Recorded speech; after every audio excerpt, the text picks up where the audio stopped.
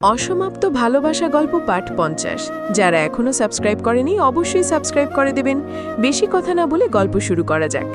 জিয়ান নয়নাকে জড়িয়ে ধরে বলে, ভালোবাসি তোমাকে, আমাকে কোনোদিন ছেড়ে যেও না, কথা দাও আমাদের মধ্যে যা কিছু হয়ে যাক কখনো বিচ্ছেদ যেন না আসে। নয়না ঘুম থেকে লাফিয়ে উঠল, কাঁদতে কাঁদতে কখন চোখ লেগে গেছে খেয়াল নেই, বুকটা ধরফর করছে। বেড সাইড সুইচ টিপে রুমের লাইট অন করল, ওয়াটার পট থেকে ঠকঠক করে পানি খেল, হাঁটুতে মুখ গুজে ফুপিয়ে কাঁদতে লাগল। পৃথিবীতে ভালোবাসার সবচেয়ে অসহায় বস্তু। মানুষ কেবল ভালোবাসার মানুষের কাছেই দুর্বল। মানুষটাকে ঘৃণা করতে পারে, তার প্রতি কোনোদিন ভালোবাসা ছিল না। আর যাকে শত চেষ্টার পরেও ঘৃণা করা যায় না, সেই হলো সত্যিকারের ভালোবাসার মানুষ। জিয়ানের প্রতি এত রাগ, অভিমান, অভিযোগ, কিন্তু নয়নার হৃদয় জিয়ানের জন্য বিন্দু পরিমাণ ঘৃণা নেই। সে চাইলেও জিয়ানকে ঘৃণা করতে পারে না। জিতেও বারবার হেরে যায় ভালোবাসার কাছে। বিছানার এক পাশ খালি, ওই শূন্যস্থান এ জন্মে আর পূর্ণ হবে না। এই বেডের অপূর্ণ স্থানের মতোই তার হৃদয় জুড়ে আজীবন বয়ে চলবে শূন্যতা। না পাওয়ার যন্ত্রণার চেয়ে পেয়ে হারানোর যন্ত্রণা বেশি পীড়া দেয়। নয়না বালিশে মাথা রেখে ছাদের দিকে তাকিয়ে রইল। ফ্যানের ঘূর্ণিতে ছায়া নাচছে দেয়ালে। আলো ছায়ার খেলা মনোযোগ দিয়ে দেখতে লাগল। ছায়াগুলো দেখতে দেখতে হঠাৎ মনে হলো মানুষও বোধহয় ছায়ার মতো, আলো থাকলে পাশে থাকে, অন্ধকারে নিঃসঙ্গ করে দেয়। নয়না বেডসাইড টেবিল থেকে নিজের ফোনটা হাতে নিল। মেঘ বৃষ্টির মিলন আইডি থেকে জিয়ান রেজা চৌধুরী নামটা সার্চ করল। যদিও সার্চ বারের সবার উপরে এই নামটা থাকে, তবে সেদিন মুছে দিয়েছিল সার্চ অপশন থেকে। জিয়ানের আইডি চোখের সামনে ভেসে উঠতেই আঙুল থমকে গেল নয়নার। সার্চ করলে কি হবে? কিছু তো বদলাবে না, আমরা তো আর কোনোদিন এক হতে পারবো না। জানো, তোমার নাম সার্চ করে তোমার আইডি ঘাঁটা আমার জন্য বড্ড বেদনার। তুমি এখন আর আমার নেই, এটা মেনে নেওয়া মৃত্যুর মতো। তবুও মানুষ কেন জানি নিজেকে কষ্ট দেবার সুযোগ ছাড়তে পারে না। তাই তো বেহায়ার মতো বারবার তোমার আইডিতে আসি। লোডিং ঘুরে জিয়ানের প্রোফাইল চোখের সামনে চলে এলো। নয়না খেয়াল করল জিয়ান ডিপি বদলেছে, আকাশের ছবি দেওয়া। ছবিটা মনোমুগ্ধকর, প্লেনের ডানার ফাঁক দিয়ে সূর্য উঁকি দিচ্ছে। ইংরেজিতে ক্যাপশন দেওয়া, সাম জার্নিজ আর লং, সাম সাইলেন্সেস লঙ্গার। কতক্ষণ প্রোফাইল ঘেটে জিয়ানের পোস্টগুলো দেখল। ডিপি চেঞ্জ করা ছাড়া নতুন কিছুই নেই। পোস্টগুলো প্রায় তার সব মুখস্থ, তবু মনের সাথে যুদ্ধে পরাজিত হয়ে বারবার চলে আসে। নয়না ফোনটা উল্টে বালিশের পাশে রেখে দিল। চোখ ভিজে উঠেছে, কান্নার সাথে যেন অবিচ্ছিন্ন সম্পর্ক গড়ে উঠেছে নয়নার। জিয়ান বিমানের সিটে চোখ বন্ধ করে ঘুমানোর চেষ্টা করছে। দীর্ঘ ৩ বছর পর বাংলাদেশে যাচ্ছে, অথচ মনের মধ্যে কেমন অস্থিরতা, চাপা কষ্ট। যেখান থেকে পালিয়ে বেড়াচ্ছে, তার মুখোমুখি হতে হলে কিভাবে নিজেকে কন্ট্রোল করবে? আমি যে তোমার দিকে চোখ তুলে তাকাতে পারবো না, তোমার দৃষ্টিতে দৃষ্টি মেলানোর যোগ্যতা আমার নেই। আমি কাপুরুষ, তোমার অযোগ্য, পৃথিবীর সবচেয়ে ব্যর্থ পুরুষ। আমি যে নিরুপায় ছিলাম, অথবা নিরুপায় হওয়া কেবল বাহানা। জিয়ানের চোখের সামনে ভেসে উঠল সেদিনের সেই অভিশপ্ত রাতের কথা, অতীত। আম্মু, আমি কিছুতেই এমন কিছু করব না, আর সুনায়নাকে তো এসব বলার প্রশ্নই ওঠে না। অন্যায়ের সাথে কোনো আপোষ নেই আম্মু। আমি আমার দুধের ঋণের শোধ চাই, আমি আমার মাতৃত্বের ঋণের শোধ চাই। 2 দিনের বউ তোর কাছে আপন, আর যে মা তোকে 10 মাস 10 দিন গর্ভে ধারণ করলো, লালন পালন করলো, সে কিছুই না। আম্মু, তুমি এতটা নিচে নামছো? হ্যাঁ, নামছি। আমার সন্তানের জন্য আমি এর চেয়েও নিচে নামতে পারি। আমি বেঁচে থাকতে আমার ছেলের লাশ দেখতে পারবো না। তুই বউ গেলে বউ পাবি, কিন্তু আমার সন্তান চলে গেলে আমি সন্তান পাবো কোথায়? আমার জাহিন, আমার কলিজার টুকরো ফাঁসির দড়িতে ঝুলে আর্তনাদ করে মারা যাবে, আর আমি মা হয়ে সেসব চুপচাপ সহ্য করব? মিতা বেগম নিজের শাড়ির আঁচল পেতে দিয়ে জিয়ানের পায়ের সামনে বসে বলে, আমাকে আমার ছেলের জীবন ভিক্ষা দে। আমার আঁচলের পেলা থেকে আমার সন্তানকে কেড়ে নিস না বাবা, তোর বউকে ফেরত দে। আমার বুক খালি করিস না। শুধু আমার কোল নয়, তুই একজন অনাগত সন্তানের থেকে তার পিতাকেও কেড়ে নিচ্ছিস। আমি জানি জাহিন অন্যায় করেছে, ওর জীবনটা ভিক্ষা দে। আমি কথা দিচ্ছি আর কোনোদিন জাহিন কারোর কোনো ক্ষতি করবে না। জাহিনকে আমি বাইরের দেশে পাঠিয়ে দেব। মেঘনুরের পেটের ওপর হাত রেখে বলে, এই অনাগত সন্তানের কি দোষ বল? কেন পৃথিবীতে আসার আগেই তাকে পিতাহরা করবি? জিয়ান চুপচাপ নিজের মায়ের রুম থেকে বেরিয়ে গেল। নয়না শুয়েছিল। জিয়ান নয়নার পায়ের কাছে মাথা নিচু করে বসে আছে। নয়না জিয়ানের গালে চুমু দিয়ে বলে, কি গো, তোমার মনে হঠাৎ আমাবস্যা নেমে এলো কেন? জিয়ান কোনো কথার উত্তর না দিয়ে নয়নার ঠোঁটে আঁকড়ে ধরল। নয়নাকে কিছু বলার সুযোগ না দিয়ে দুজনেই হারিয়ে গেল ভালোবাসার উত্তাল উন্মাদনায়। মধ্যরাতে জিয়ান উঠে বসে আছে। নয়না গভীর ঘুমে আচ্ছন্ন। আজ ইচ্ছে করেই জিয়ান নয়নার গলার কাছটায় লাভ বাইট দিয়েছে। নয়নার কপালে আলপো করে ঠোঁট ছুঁয়ে দিল। জিয়ানের চোখের কোণে ততক্ষণে নোনা জল চিকচিক করছে। জিয়ান উঠে বারান্দায় চলে এলো। আকাশের দিকে তাকিয়ে বলে, আমার মায়ের জন্য আমি আমার জীবনের সবটুকু সুখ বিসর্জন দিলাম। এরপর হয়তো আমি বেঁচে থাকব, কিন্তু আমার জীবনে কোনো সুখ থাকবে না। আমি জানি সুনায়না, তুমি কিছুতেই পিছু হবে না। তোমাকে আমি এইটুকু চিনি। তবুও পারলে আমার জন্য থেমে যেও, নইলে আমি সারা জীবনের জন্য তোমাকে হারিয়ে ফেলব। তোমাকে হারিয়ে ফেলা মানে নিজের অস্তিত্ব হারিয়ে ফেলা। হঠাৎ বিমানের ঝাঁকুনিতে জিয়ানের চোখ খুলে গেল। বুকের ভিতরটা ধক করে উঠল। চোখ বন্ধ করে দীর্ঘ শ্বাস ছাড়ল। বিমান ল্যান্ড করেছে বাংলাদেশে। কপালে বিন্দু বিন্দু ঘাম জমে গেছে। শ্বাস নিতে কষ্ট হচ্ছে। মনে মনে বলল, তুমি কি কোনোদিন জানবে নয়না, তোমাকে ছেড়ে যাওয়া আমার জীবনের সবচেয়ে বড় শাস্তি। তুমি কি এখনো আগের মতোই আছো, নাকি এখন অন্য কারোর গল্পে ব্যস্ত? ভুলে গেছো তোমার প্লেন ড্রাইভারকে, নাকি অভিমানে আর ঘৃণায় বাঁচিয়ে রেখেছ? এই প্রশ্নটাই জিয়ানকে সবচেয়ে বেশি যন্ত্রণা দেয়। সকাল সকাল ঘুম থেকে উঠেছে নয়না। বিষাদময় রাত কাটানোর পরেও মনটা কেমন হালকা লাগছে আজ। নয়না ফজরের নামাজ পড়ে নিজের কিচেনে গেল। নিজের জন্য মন মতো 1 কাপ ক্যারামেল মশলা চা বানালো। চা খেয়ে ফটাফট রেডি হয়ে জাহানারা বেগমের দরজার সামনে এসে দাঁড়ালো। পেছন থেকে জাহানারা বেগম বলল, কি হয়েছে তোর? এত সকাল সকাল সেজেগুজে কোথায় যাচ্ছিস? ভাইয়ার সাথে লং ড্রাইভে যাচ্ছি। শাড়িটাতে আমাকে কেমন লাগছে আম্মু? পরি লাগছে। ডানা থাকলে উড়ে যেতে পারতিস। এত সাজগোজ করার কোনো দরকার ছিল না।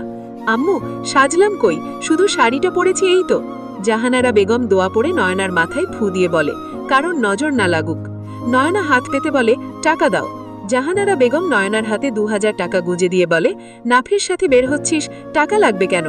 এটা ভাইয়ার ভাগের টাকা, আসি। বলেই নয়না সিঁড়ির দিকে হাঁটা শুরু করলো। জাহানারা বেগম ডেকে বলে, আসার সময় আমার ছেলেটাকে সাথে করে নিয়ে আসবি। তোরা কিন্তু একা আসবি না, আমার নাতনি আর বৌমাকেও সাথে করে নিয়ে আসবি, নইলে দুটোর একটাকেও ঘরে ঢুকতে দেব না। মাহবুব তালুকদার তখনও গভীর ঘুমে আচ্ছন্ন। জাহানারা বেগম দরজা বন্ধ করে কিচেনে চলে গেল নাশতা বানানোর জন্য। কবে যে বাপ ছেলের মান অভিমান ভাঙবে আর কবে যে ছেলেটা ঘরে ফিরবে, সারাক্ষণ যেন সেই দিনের অপেক্ষায় থাকে জাহানারা বেগম। নয়না নিচে এসে দেখে অনিকেত গাড়ি নিয়ে দাঁড়িয়ে আছে। নয়না অনিকেতের পাশে বসে বলে, আমরা এয়ারপোর্টে যাচ্ছি কেন? একজন স্পেশাল মানুষ আসবে তাকে রিসিভ করতে। নয়না গাড়ির পিছনের সিটে তাকিয়ে বলে, ভাবি জানে, মানে এত বড় ফুলের তোড়া নিয়ে তুমি কোন মেয়েকে ওয়েলকাম করতে যাচ্ছ? মুখ বন্ধ কর, গেলেই দেখতে পাবি। নয়না গুনগুন করে গাইছে, নাম ধরি সে ডাকে না যে তবু কেন মরি লাজে, মন যেন আজ একা একা বসে না কোনো কাজে, সে যে চুপি সারে আমায় কেন দেখেও দেখে না, আমার প্রাণ যে মানে না কিছুই ভালো লাগে না, কে বাঁশি বাজায় রে মন কেন নাচায় রে, আমার প্রাণ যে মানে না কিছুই ভালো লাগে না। অনিকেত নয়নার গানটা ভিডিও রেকর্ড করল। ভাইয়া, তুমি ভিডিও করছো কেন? আমার বোনের এত সুন্দর কণ্ঠ সবাইকে জানাতে হবে না? একদম না, ডিলিট করো, নয়তো ভাবির কাছে বিচার দেব কিন্তু। কে ভাবি? আমি তো কোনো ভাবিকে চিনি না। আচ্ছা, এই কথা, এক্ষুনি ভাবিকে কল করছি, দাঁড়াও। এই না, বসে আছি, দাঁড়াতে পারবো না। তোর লজ্জা করে না বড় ভাইকে ব্ল্যাকমেল করতে? না, করে না। পোস্ট ডান। আজকে তোর কাছে অনেক ফ্রেন্ড রিকোয়েস্ট আসবে, তোকে দেখে আজ সবাই পাগল হয়ে যাবে। ডিলিট করো, এসব ঠিক না। ঠিক বলেছিস, একদম ঠিক না। চুপচাপ গান গাইতে থাক, আমি শুনি। শখ কত, আর গাইব না। ড্রাইভার তার গন্তব্যে এগিয়ে যাচ্ছে। গাড়ির ব্যাকসিটে ভাইবোন গল্প করছে। অনিকেত বলল, আম্মু কেমন আছে? আমি বলবো কেন? এত জানার ইচ্ছে হলে নিজে গিয়ে খোঁজ নাও। আমি কোনোদিন ওই বাসায় ফিরব না। আমার জন্য সেটা লজ্জাজনক। আমার সন্তান যখন জানতে পারবে তার পিতার পরিবার তাকে কতটা তুচ্ছতাচ্ছিল্য করেছে, তখন তাদের মনে খারাপ প্রভাব পড়বে। এর চেয়ে বাকিটা জীবন এভাবেই কাটিয়ে দেব। তুমি জানো, আম্মু অনেক চেয়েছিল তোমাকে রাখতে, কিন্তু বাবা আর দাদা ভাই রাজি হননি। আচ্ছা ভাইয়া, তুমি প্রথম কিভাবে জানলে বাবা মায়ের পরিচয়? তোর সাথে দেখা হলে আমি অন্যরকম একটা টান অনুভব করতাম। এর আগে কখনো কারোর জন্য এমন টান অনুভব হয়নি। তোর কষ্ট দেখলে কেমন নিজের ভেতরটা হাহাকার করে উঠত। কারো কাছে সেসব প্রকাশ করাও সম্ভব ছিল না, কারণ সবাই আমার অনুভূতিকে কলুষিত করত।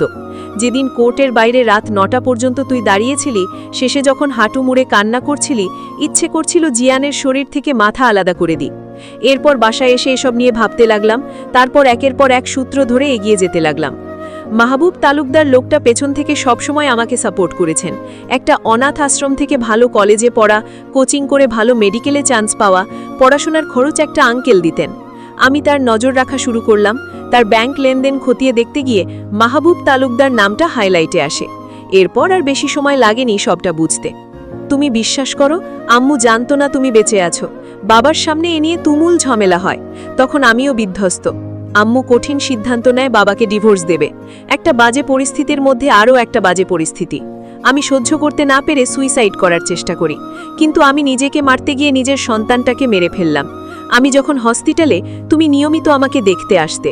বারবার তোমাকে চোখের সামনে দেখতে দেখতে আম্মুর সন্দেহ হয়। এরপর কৌশলে তোমার মাথার চুল সংগ্রহ করে ডিএনএ টেস্ট করায়। তারপর তো বাকিটা আম্মুর কাছে পানির মতো পরিষ্কার হয়ে যায়।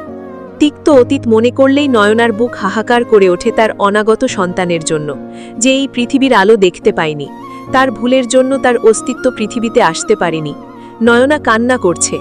অনিকেত নয়নার চোখের পানি মুছিয়ে দিয়ে বলে, কাঁদিস না বোন, তার হায়াত ছিল না তাই সে এই পৃথিবীতে আসতে পারেনি। নিজেকে দোষ দিস না, নতুন করে জীবনটা শুরু কর, সব ঠিক হয়ে যাবে। ভাইয়া, আমি কি করে জিয়ানকে ভুলে যাব? আমার প্রতিটা নিঃশ্বাস, প্রতিটা দীর্ঘশ্বাস, হাসি, কান্না সব কিছুতেই ওই মানুষটা জড়িয়ে আছে। আমি শত চেষ্টা করেও তাকে ভুলতে পারছি না। তাহলে ভোলার চেষ্টা করিস না। আমরা স্মৃতি থেকে যা মুছে ফেলতে চাই তাই স্মৃতিতে প্রখর হতে থাকে। বরং স্মৃতি বহন করেই নতুন স্মৃতি তৈরি কর।